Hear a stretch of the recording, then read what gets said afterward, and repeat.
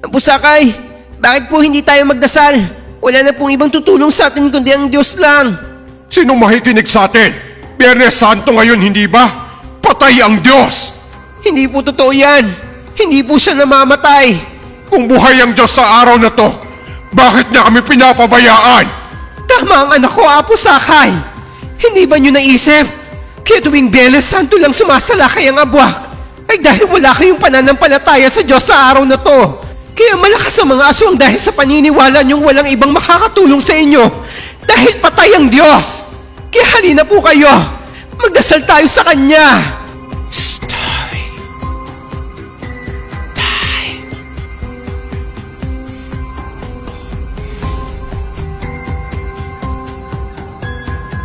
Jose Henry, ang kwentong ibabahagi ko ay nangyari noong 1986 sa kabundukan ng Cordillera. May itinatag na maliit na organisasyon ang mga mayayamang negosyante noon sa bayan namin. Ang panata nila tuwing mahal na araw ay tumulong sa mga taong hindi naaabot ng tulong mula sa gobyerno. Sila yung mga nakatira sa liblib na kabundukan. 11 years old lang ako nito nang sumama ako sa misyon nila mama. Ayaw pa niya akong payagan nito dahil mahirap daw ang maglakbay sa kabundukan. Pero nagpumilit ako. Marami kami magkakasama nito. Sa pagkakatanda ko ay mga 10 kami o higit pa. May kasama kami nitong isang doktor at 2 nurse na mga voluntaryong sumama para matignan ang kalusugan ng tribong pupuntahan namin. Ang mga lalaking kasama namin na nagbuhat sa mga bigas at canned goods na ipapamahagi namin sa mga taga doon. Ang mga babae naman ay tumulong din sa pagbubuhat na makakaya lang nilang dalhin. Ang laman ng backpack ko nito, bukod sa damit, ay mga vitamins at gamot na ipapamahagi din namin. Akala ko'y madali lang ang gagawin naming paglalakbay, pero umaabot pala ng halos 2 araw ang paglalakad papunta doon. Naharating kami sa bayan nila ng Lunes Santo na. Dito na rin kami naghintay ng umaga para simulang pasukin ng kabundukan. Sinamahan kami ng 2 taga-munisipyo na nakakaalam sa kinaroroonan ng tribong pupuntahan namin. Nung una ay nag-e-enjoy pa ako sa paglalakad namin kahit masuka lang nilalakaran namin ito. Pero pagkalipas ng ilang araw na paglalakad ay tumawid kami sa unang ilog na nadaanan namin. Dito na nagsimula ang hirap at kalbaryo namin sa pag-akit sa bundok. Hindi ko na nga maalala kung ilang ilog ang eksaktong tinawid namin at kung ilang matarik na daan ang inakyat namin. Nagpapahinga lang din kami saglit para kumain at pagkatapos ay muli kami maglalakad. Nagsisisi nga ako nito kung bakit pa ako sumama pero hindi ako makapagreklamo kay mama dahil alam kong magagalit siya sa akin. Henry, anak, pagod ka na ba? Akin na yung buhat mo kung nahihirapan ka na. Hindi po, mama. Kaya ko po. Sana hindi ka na lang sumama Kita mo yan, Pagod ka na. Nakikipagsabayan ka kasi sa amin Alam mong sanay kami sa pag-akit sa bundok. Hindi bale, pag-akit natin sa daan na yan, ay magpapahinga na tayo. Ay, nako, Doc Robert. Pasensya na kayo sa anak ko, ha? Sinabihan ko na kasing huwag sumama. Nagpupumilit pa rin.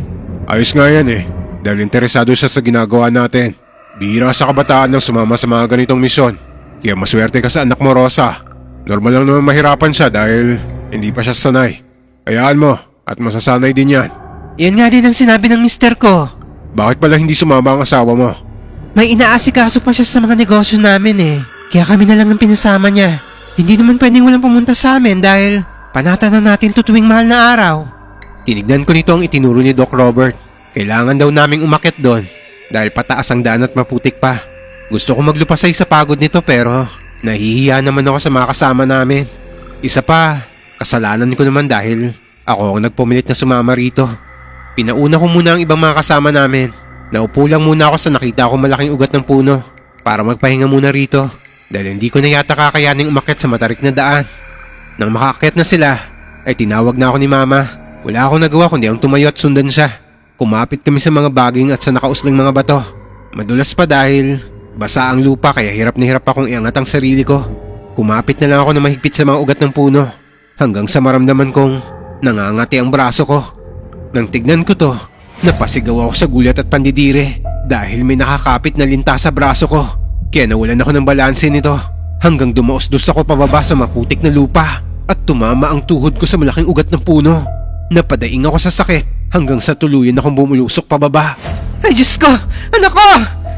Mabilis na bumaba si mama para tulungan ako.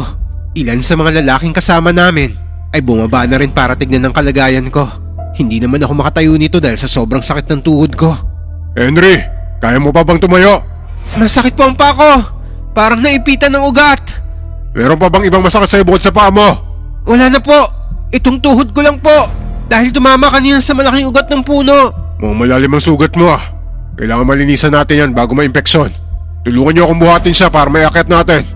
Hindi ko na napigilang umiyak sa sobrang sakit ng paa ko. Gumamit sila ng kumot at ginawang parang duyan to. Dito nila ako pinahiga bago tuluyang iakyat sa matarik na daan. Nahirapan man sila ay nagawa pa rin nila ako maiakit hanggang sa itaas. Dito na ginamot ni Dr. Robert ang mga sugat ko. Nilapatan din niya ng paunang lunas ang paa at tuhod ko. Nang makapagpahinga kami ay sinabi ni Dr. Robert na kailangan akong buhatin ulit dahil hindi pa pwedeng ilakad ang mga paa ko. Pasensya na kayo sa anak ko ha. Mas nahirapan patuloy kayo dahil sa amin. Ano ka ba, Rosa? Hindi naman maiiwasan ng ganyang aksidente. Kahit kanino sa atin ay pwede mangyari ang ganyan. Kaya huwag mo nang isipin yan. Ang mahalaga ay ligtas ang anak mo. Salamat Doc Robert ha. Mabuti na lang at sumama kayo.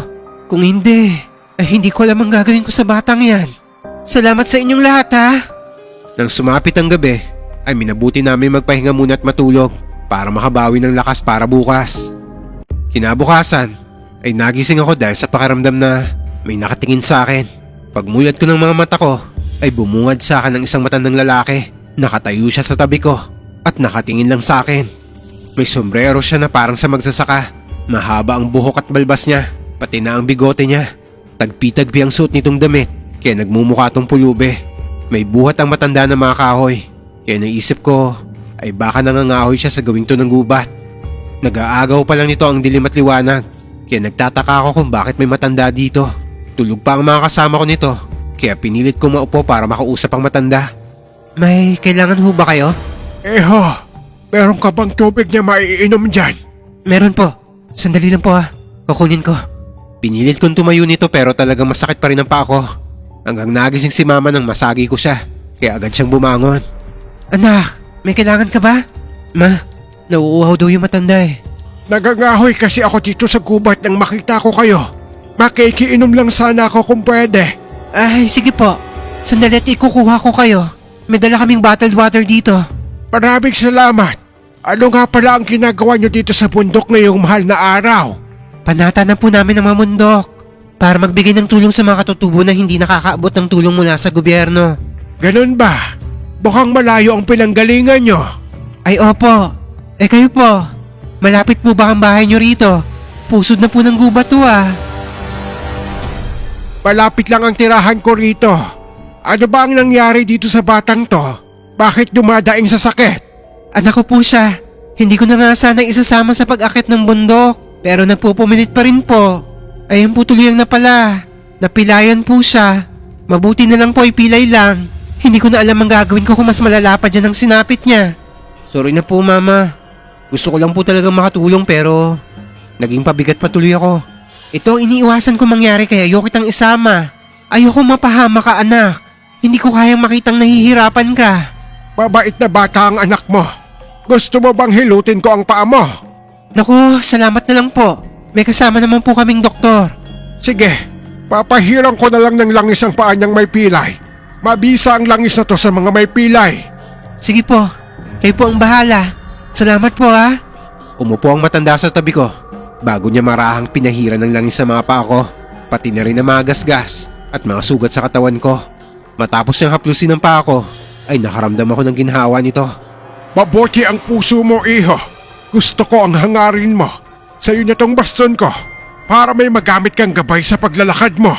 Nako, hindi na po. Baka po kasi kailangan din yung baston na to. Tanggapin mo na. Marami naman akong kahoy dito at magagamit ko to bilang baston ko. Ah, sige po. Maraming salamat po. Matapos makainom at makakain ng tinapay na binigay ni mama, ay umalis din ang matanda para ituloy daw ang pangangahoy niya. Ilang saglit lang din, ay nagising na rin ang mga kasama namin. Nagsimula kaming muling maglakbay at ang ipinagtataka ko ay nawawala na ang kirot ng paa ko kahit hindi pa ako nakainom nito ng pain reliever. Kahit si Dr. Robert ay nagtataka dahil naggagawa ko ng maiapak ang paa ko may pilay. Ang tungkod na matandang lalaki ginamit ko na lang na gabay at panghawi sa mga damot ligaw na halaman. Kung titignan mo, ay parang ordinaryong kahoy lang na mahabang tungkod na to. Wala namang espesyal dito pero ng mga panahon na to ay naisip kong may kakaiba sa matandang yon. Pati na rin sa lanang hinaplos niya sa paa ko. Alam ko kasi na yun ang nagpagaling sa akin. Madaling araw ng Miyerkules Santo, nang tuluyan naming marating ang sityo ng mga katutubo. Nagtaka pa kami sa itsura ng mga bahay nila dahil karamihan dito ay nasa taas ng puno. Ang iba naman ay nakapatong sa mahabang poste sa ilalim, kaya nakaangat ang mga bahay nito sa lupa. Ang tataas naman ng silong ng kubo nila. Binabaha din kaya sila dito sa bundok? Nakakapagtaka nga eh. Paano sila babahain dito? Nasa mataas sila ng lugar. Magiliw kaming sinalubong ng mga katutubong nandito, kasama ang kanilang pinuno na si Apo Sakay. Pinupo nila kami sa silong ng bahay ni Apo Sakay at binigyan ng merienda na nilagang saging at kape. Kami po yung nakausap nyo noong nakaraang linggo doon sa may munisipyo sa bayan. Nandito po kami para ipaabot yung pinangako naming tulong sa inyo. Bakit ngayong mahal na araw pa kayo pumunta? Sana ipinatapos muna nyo ang paghihirap ng Panginoon. Panata na po namin to tuwing mahal na araw eh. Tsaka, saglitong mga araw lang pumaluwag ang mga schedule namin. Wala po kaming trabaho dahil holiday. Huwag sana niyong masamang inang sasabihin ko. Nagpapasalamat ako dahil naisipan niyong tulungan kami. Kahit na tila kinalimutan na kami ng gobyerno. Pero, hindi kayo dapat magtagal dito. Bago ang Biyernes Santo, ay bumaba na kayo sa patag. Bakit po? May maaabala po ba kaming okasyon niyo rito? May paniniwala na tuwing Biyernes Santo ay patay ang Diyos. At sa tuwing sumasapit ang araw na to, sumasalakay ang mga dyablo at nag-ahasik ng lagim dito sa lugar namin. Kaya pakiusap ko, bago ang Biyernes Santo ay bumalik na kayo sa bayan at baka mapahamak lang kayo rito. Pumayag naman si Mama sa sinabi ni Apo Sakay. Kahit hindi sila naniniwala sa sinasabi ng matanda. Alam naman kasi naming hindi patay ang Diyos. Pero bilang pagrespeto na lang sa kaugalian at tradisyon nila, ay pinili na lang namin manahimik at sundin ang kagustuhan ng mga nakatira rito. Nagtayo kami ng tent malapit sa tribo. Nagpahinga lang kami saglit at pagkatapos ay sinimulan na ang check-up para sa mga katutubong may sakit ng mga bata at matatanda. Kasabay na rin ito ang pamimigay ng gamot at vitamins, pati na rin ang relief goods na naglalaman ng mga bigas, delata, noodles, pati na rin mga biskwit. Nagpamahagi rin kami sa mga bata ng librong naglalaman ng mga kwentong pambata. Kahit paano kasi ay nag-aaral din naman ang ilan sa kanila, kaya marunong magbasa ang iba. Nakakapagod din ang ginawa naming pamimigay ng mga relief goods. Halos 2 araw kaming walang pahinga, lalo na ang 2 nurse at doktor na kasama namin. Naisipan na rin nila na mag-extend pa kami rito dahil hindi pa namin tapos ang ginagawang medical mission. Iisa lang naman kasi ang doktor, kaya nahirapan kami. Hanggang sumapit ng Biyernes Santo, naghintay kami sa mga tao nito, pero wala nang pumupunta maski isa sa amin. Bakit kaya wala nang pumupunta rito? Ma, hindi ba sabi ni Apo Sakay na kailangan na natin bumaba ng bundok bago ang Biyernes Santo? Mahirap ang bumaba ngayon, anak. Pagod ang lahat tapos hindi pa natin natatapos yung misyon. Kasasabi lang ni Mama nito nang marinig namin ang malakas na tinig ni Apo Sakay. Bakit narito pa kayo? Hindi ba kabilin-bilinan ko na bumaba na kayo ng bundok bago pa sumapit ang Biyernes Santo? Apo Sakay, pasensya na po kayo. Pagod na po ang lahat kaya makikiusap po sana kami kung pwede sa Sabado na lang po kami bumaba ng bundok. Habang maaga pa ay simulan na niyong maglakbay. Hindi kayo pwedeng maabutan ng dilim dito. Sinabi ko na, patay ang Diyos. Delikadong manatili kayo sa lugar namin. Apo Sakay, hindi po totoong patay ang Diyos tuwing Biyernes Santo. Ang mahal na araw ay pag-alala sa mga sakripisyo at kamatayan ng Panginoong Hesus. Hanggang mula sa di kalayuan ay may narinig kaming sumisigaw. Nang lingunin namin to, ay nakita namin ang isang batang lalaki na kumakaway habang tumatakbo palapit sa amin. Hindi namin maintindihan ang sinasabi nito dahil iba ang lengguwahe nila. Ang ikinagulat pa namin, habang tumatakbo at kumakaway ang bata sa amin, ay bigla na lang to naglaho sa kinatatayuan niya na para bang may humatak sa kanya mula sa ilalim ng lupa. Nandito na sila! Magsipaghanda na kayo! Magsilikas na tayong lahat! Apo Sakay, ano nangyayari? Nasaan na yung bata kanina? Bakit bigla siyang nawala? Wala nang panahon para magpaliwanag, doktor. Kumuha na lang kayo ng tubig na maiinom at mga pagkain nyo. Sundan nyo kami at nilikas tayo. Nariyan na ang mga abwak! Abwak? Anong abwak? Nagkagulo na ang mga katutubo nito. Kanya-kanya silang bitbit ng mga bangang lagayan ng tubig. Ang iba naman sa kanila ay may mga dalang prutas. Lahat ay nagtatakbuhan sa iisang direksyon. Ang iba'y nag-iiyakan, habang ang iba naman ay hinahatak ng kung anong mula sa lupa. Natataranta din kami sa takot Dahil sa nilalang na hindi namin nakikita, may mga ibon na rin nagliliparan sa itaas ng mga puno. Akala ko ay pangkaraniwang ibon lang ang mga to. Pero halos himatayin ako sa takot nang lumapag ang mga ibon sa lupa. Naging tao sila na may mababagsik na anyo. Sinugod nila ang ilang mga katutubo at halos bumaliktad ang sikmura ko nang makita kong sinakmal ng mga nilalang na to ang nahuhuli nilang mga katutubo. Napakatalas ang ngipin nila dahil kayang-kaya nilang tuklapin ang balat sa isang kagat lang. Pinipilit manlaban ng mga katutubo gamit ang kanilang mga sibat at sandata, pero hindi ito iniinda ng mga nilalang na to. Takbo na! Kayo, doktor! At ang mga kasama mo! Sundan niyo lang kami! Magmadali kayo! Henry anak, halika na! Teka lang ma, kukunin ko lang yung tungkol ng matanda. Huwag mo nang balikan yon. Delikado na tayo rito. Umalis na tayo! Hinatak ako ni Mama at patakbo naming sinundan ng mga katutubong nagtakbuhan para lumikas. Habang tumatakbo ay nag-iiyakan na ang mga bata, pati na ang matatandang babae. Hindi rin mapigilang mag-usisa ni Mama sa mga kasabayan namin. Diyos ko po, saan ba tayo pupunta? Anong klaseng mga halimaw yan? Hindi ko alam kung bakit napaaga ang pagsalakay ng mga abwak. Dati gabi ng Biyernes Santo sila umaatake. Ngayon ay tirik pa ang araw. Ano pong gagawin natin? Paano sila nakakahatak sa ilalim ng lupa? Saka na ako magpapaliwanag. Ang importante ngayon ay makarating tayo sa kuweba. Ligtas tayo doon dahil matigas ang lupa. Hindi nila to kayang tibagin. Bilisan niyo sa pagtakbo! Halos magkatali-talisod na ako sa pagtakbo dahil lang sa takot. Minsan ay napapalingon ako sa mga nagsisigawan. Kaya kitang-kita ko kung paano hatakin ng mga halimaw ang mga tao at dalhin sila sa ilalim ng lupa. Dahil sa ginawa kong paglingon, ay hindi ko napansin ang dinadaanan ko. Natalisod ako sa ugat ng puno at padapang bumagsak sa lupa. Mama! Tulungan mo ako! Henry, tumayo ka! Bilisan mo anak! Binalikan ako ni Mama para itayo, pero naramdaman kong may humatak sa paa ko mula sa ilalim ng lupa. Napahawak ako na mahigpit kay Mama at ganun din siya sa akin. Tulungan niyo kami! Ang anak ko! Hinihila ang anak ko! Mama, huwag mo kong bibitawan! Hindi anak, kumapit ka lang sa akin. Hindi kita bibitawan kahit anong mangyari. Kumapit ka na mahigpit anak ko! Tulungan niyo kami! Pilit ako hinatak ni Mama hanggang sa lumapit na rin si Apo Sakay para tulungan na hilain ako. Si Doc Robert naman ay kinuha ang sibat na hawak ni Apo Sakay at itinarak to sa ilalim ng lupa. Parang nasaktan naman ang nilalang na nasa ilalim dahil nabitawan niya ako. Kaya nahatak ako nila Mama. Nanginginig man ako sa takot ay pinilit kong ihakbang ang mga paa ko. Mabuti na lang dahil nakaalalay sa akin sina Mama at Doc Robert. Hindi ko na rin alam kung nasaan ang iba naming kasama dahil nagkahiwa-hiwalay na kami sa pagtakbo kanina. Hanggang sa narating namin ang sinabi nilang kuweba. Makipot ang daan papasok dito kaya halos magkagit-gitan na ang mga tao habang papasok sa loob. Mga kasama, huwag na kayo magtulakay. Ligtas na tayo rito kaya huminahon na kayo.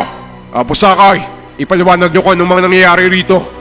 Anong klase mo ba bang isa hayop ang umaatake sa atin kanina? Hindi sila hayop, doktor. Isa silang uri ng halimaw. Mga aswang sila. Aswang? Pero hindi totoo ang mga aswang. Ikaw na mismo ang nakasaksi, doktor. Dalawang mata mo ang nakakita. Hindi ka pa rin ba maniniwala? Pero bakit ganon? Saan nila dinadala ang mga hinahatak nila sa ilalim ng lupa? Dinadala po ba nila sa impyerno ang mga hinahatak nila pa ilalim sa lupa? Hindi.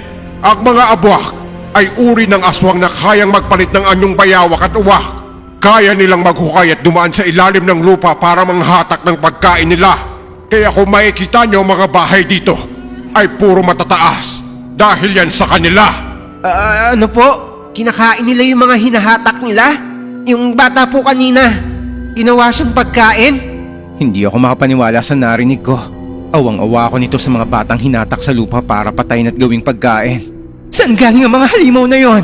Hindi namin alam kung saan sila nanggaling. Malakas ang kutob ko na hindi sila taga rito. Baka taga ibang lugar sila at umaatake lang dito tuwing Biyernes Santo. Minsan lang sa isang taon na umaatake sila sa amin. Kaya napaghahandaan namin sila noon. Lumilikas kami agad at nagtatago sa kuwebang to. Ang pinagtataka ko, bakit ang aga nilang umatake ngayon? Baka alam nilang may dayo kaya sabik silang mambiktima rito. Bakit hindi kayo humingi ng tulong sa mga otoridad? Tingin mo ba'y paniniwalaan nila kami? Kung si Doktor nga na nakita na ng kanyang dalawang mga mata ay hirap pa rin maniwala. Paano pa silang hindi mga nakakita?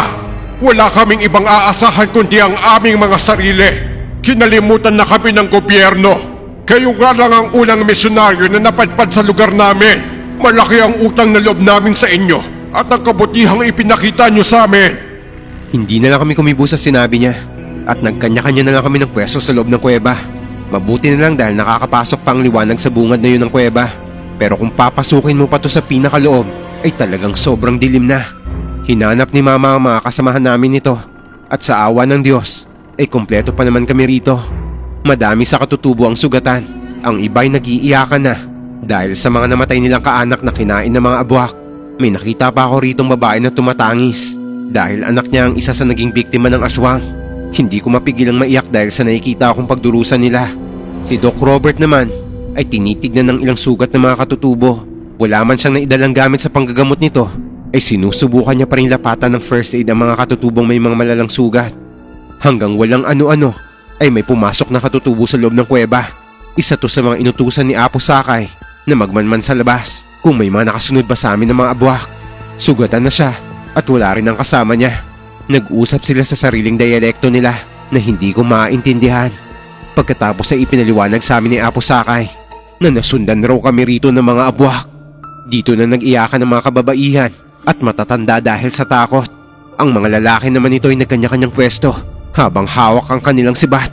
Isara nyo na ang pinto ng kuweba! Ang pintuan ng kuweba ay rehas lang nagawa sa kahoy at mga baging pang ginawang pantali rito. Ginawa lang ng mga katutubo to para maging handa sila kapag sumalakay na mga abwak dito. Diyos ko, dito na ba tayo mamamatay? Ano gagawin natin? May iba pa bang lagusan tong kuwebang to, Apo Sakay? Wala na. Mas makipot na ang bandang loob ng kuwebang to. Pero sabi nyo ligtas ang kuwebang to. Paano na ngayon yan? Tatrap na tayo dito sa loob. Nagtulungan ng mga lalaki na pigilan ng harang ng kahoy dahil sinusubukan na ng mga halimaw na makapasok sa loob. Hindi nila magawang dumaan sa lupa dahil masyado tong matigas.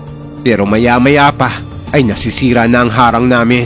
Kaya kahit sa anumang oras ay mapapasok na nila kami. Apo Sakay, bakit po hindi tayo magdasal? Wala na pong ibang tutulong sa atin kundi ang Diyos lang. Sino makikinig sa atin? Biyernes Santo ngayon, hindi ba? Patay ang Diyos! Hindi po totoo yan. Hindi po siya namamatay. Kung buhay ang Diyos sa araw na to, bakit niya kami pinapabayaan? Tama ang anak ko, Apo Sakay. Hindi ba nyo naisip? Kaya tuwing Biyernes Santo lang sumasalakay ang abwak ay dahil wala kayong pananampalataya sa Diyos sa araw na to. Kaya malakas ang mga aswang dahil sa paniniwala niyong walang ibang makakatulong sa inyo dahil patay ang Diyos. Kaya halina po kayo, magdasal tayo sa Kanya. Napasigaw ang mga kalalakihang pumipigil sa harang ng kuweba dahil tuluyan na itong nasira. Nagawang makapasok ng mga abwak nito. Nagsiliparan ng mga nasa anyong ibon at pinalibutan nila kami. Diyos ko, sa inyong mga kamay, ipinauubayan namin ang lahat. Ikaw lang ang nakakaalam ng buhay namin. At alam namin na hindi ka kailanman namatay o natulog. Dahil ikaw, Diyos ko, ay palaging nananatili sa bawat puso ng tao. At ang buhay namin ay dinadalangin namin sa iyo. Nagmamakaawa kami, Diyos ko. Iligtas mo kami sa kapahamakan na to. Ikaw na ang may sabi. Sapagkat kung sino man ang umiibig sa akin, ililigtas ko siya. Siya'y aking iingatan. Sapagkat siya'y kumikilala sa aking pangalan. Kapag siya'y tumawag sa akin, sasagutin ko siya. Ako'y sasaklolo sa kanya sa oras ng kaguluhan. Ililigtas ko siya at paparangalan. Panginoon, kayo na po ang bahala sa amin. Niyakap ako ng mahigpit ni Mama nito. Buong akala ko na mga oras na to ay mamamatay na kaming lahat dahil sa dami ng mga aswang na nakapalibot sa amin. Ang iba sa kanila ay naglalaway at handang umatake na para silang gutom na gutom at hayok sa sariwang laman.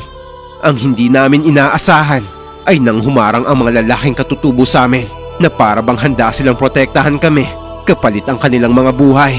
Para silang isang mandirigma na haharap sa kalaban. Nangunguna sa kanila si Apo Sakay habang ang mga kababaihan naman ay nagtipon-tipon at nagyakap-yakap para protektahan ang kanilang mga anak. Pero bago pa man kami tuluyang malapitan ng mga aswang ay isang matandang lalaki ang pumasok sa loob ng kuweba. Payat siya at tagpi-tagpi ang mahahabat ng lilimahid niyang damit na halos sumasayad sa lupa. May hawak siyang mahabang patpat na ginamit bilang tungkod. Ang mukha nito ay natatakpan na makapal na bigote at balbas. Mukha siyang isang ermitanyo. At habang pinagmamasdan ko siya, bigla akong napagtanto na kilala ko ang matandang to. Siya ang matandang nakiinom sa amin. Siya rin ang matandang nagpahid sa akin ng langis sa paa ko at nagbigay sa akin ng tungkod. Ako ang harapin nyo, mga aswang! Umangil ang mga abwak nito at sinubukang sugurin ng matandang lalaki. May kita sa mukha nila ang sobrang galit. Hindi naman natinag ang matandang lalaki sa kinatatayuan niya. Ang mga katutubo naman na handang lumaban kanina ay nagsipag-atrasan at sumama sa amin na nagtipon-tipon sa gitna ng kuweba. Nang mga oras na to ay pantay-pantay kaming lahat. Walang sibilisado at hindi sibilisado. Walang doktor at walang pasyente. Walang mayaman at walang mahirap. Magkakayakap kaming lahat habang nagdarasal at nag-iiyakan. Itinukod ng malakas na matanda ang tungkod niya sa matigas na lupa. Napansin ko naman na parang nasaktan ng mga aswang sa ginawa ng matandang lalaking to. Nagsipagdaing sila habang namimilipit sa sakit. Hindi na nyo magagambala pa ang mga tao dito kahit kailan! Muling itinukod ng matanda ang tungkod. Mas malakas at may puwersa. Lalong nagsipagdaingan ng mga aswang sa sakit. Hindi ko alam kung bakit sila nasasaktan sa ginagawa ng matandang yon. Wala namang espesyal sa tungkod niya. Isa lang tong pangkaraniwang kahoy kung titignan mo. Pero nagagawa nitong saktan ng mga aswang kahit hindi naman dumadampi ang tungkod sa kanila. Tigilan mo yan! Aalis na kami! Hindi na ako papayag na makaalis pa kayo ng buhay para mambiktima na naman sa ibang lugar. Mamamatay na kayong lahat sa kuwebang to! Mabilis ang naging galaw ng matanda na para siyang hangin na gumagalaw habang pinagpapalo ang mga aswang gamit ang tungkod niya. Dahil sa bilis ng galaw ng matanda ay naging maalikabok ang paligid. Dahilan para mapuwing ang mga mata namin. Pumikit ako nito para maiwasang pumasok sa mata ko ang mga alikabok. At ganun din ang ginawa ng mga kasama kong nasa loob ng kuweba na to. Hanggang sa kumalma ang paligid namin. Nawala ang mga pagdaing at ungol. Kaya naman unti-unti ako nagmulat ng mga mata. Wala na ang mga aswang nito. Hindi ko alam kung ano ang nangyari sa kanila at kung paano sila natalo ng matandang lalaki na yon. Nakita ko na lang ang matanda na naglalakad na papunta sa bukana ng kuweba. Lumingon siya sa akin at nakita ko ang nagniningning niyang anyo para siyang kumikislap sa liwanag. Huwag na kayong matakot! Hindi na kayo gagambalain ng mga abwak kahit kailan! Apo, kung sino ka man, maraming salamat sa tulong mo! Tuluyang lumabas ang mata ng lalaki ng kuweba. Mabilis naman akong tumayo para sundan siya. Sinubukan akong pigilan ni Mama pero hindi ako nagpapigil. Pagdungaw ko sa labas ng kuweba ay hindi ko na nakita ang matandang to. Para siyang bulang naglaho na lang bigla. Ma, wala na yung matanda. Umuwi na tayo! Wala na kaya ang mga aswang? Ligtas naman talaga tayo sa labas. Kung hindi ako nagkakamali, ang matandang yun ay isang dibinong gala. Po? Dibinong gala? Ano po yun? Isa siyang espiritong banal na pag-alagala sa kalikasan. Hindi po kaya isa siyang anghel? Siya ang isinugo ng Diyos para tulungan tayo? Kung ano man siya, ang mahalaga ay ligtas na tayo. Tama kayo. Buhay ang Diyos ng Biyernes Santo. Pinakinggan niya ang dasal natin. Bumalik kami sa tribo ng mga katutubo.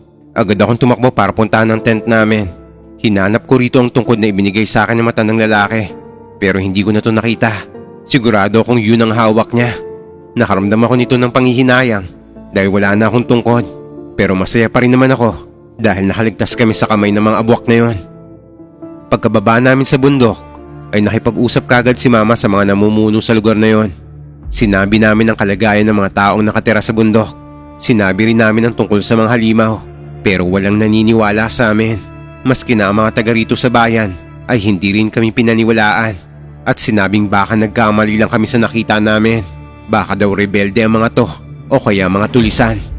Dito ko na lang naunawaan ang sinabi sa amin ni Apo Sakay. Kaya ayaw nilang magsumbong sa kinauukulan dahil walang maniniwalang mga tao sa kanila. Kasi ang mga tao hanggat hindi nila nararanasan o nakikita ang mga to, hindi sila maniniwala. Pero nangako naman sila sa amin na magpapadala sila ng tulong sa mga katutubo. Nangako rin ang mayor nila na makikipag-ugnayan siya sa mga sundalo para halugugin ang buong kagubatan. Hindi na lang pinilit nila Mama at ng mga kasama niyang nasaksihan naming kababalagan dahil pakaramdam namin ay pinagtatawanan lang nila kami. Nang makauwi kami sa syudad ay ikinuwento ko ang lahat na nangyari kay Papa. Naniwala siya sa amin ni Mama, kaya hindi niya na kami pinayagan pa na magpunta pa kami sa liblib na lugar. Sa ngayon, ay ako na ang namamahala sa foundation na itinatag nila Mama at ng iba pang negosyante sa amin. Hindi ko na lang babanggitin ang pangalan ng aming foundation para sa privacy nito. Tumutulong pa rin kami sa mga kapuspalad hanggang sa ngayon. Kung minsan ay namumundok pa rin kami para makapaghatid ng tulong sa mga indigenous people na nasa pinakaliblib na lugar ng Pilipinas. Hanggang ngayon ay hindi ko pa rin nakakalimutan ang karanasan namin yun sa mga abwak. Nung unay natatakot akong pumasok ulit sa gubat at umakyat sa bundok dahil sa trauma ko sa mga aswang na yon. Pero sa tuwing naaalala ko ang himalang nangyari ng araw na yon, ng Biyernes Santo, ay naiisip kong maswerte ako dahil ako ang isa sa naging saksi ng kadakilaan ng Diyos at isa ako sa makakapagpatunay na hindi patay ang Diyos tuwing Biyernes Santo.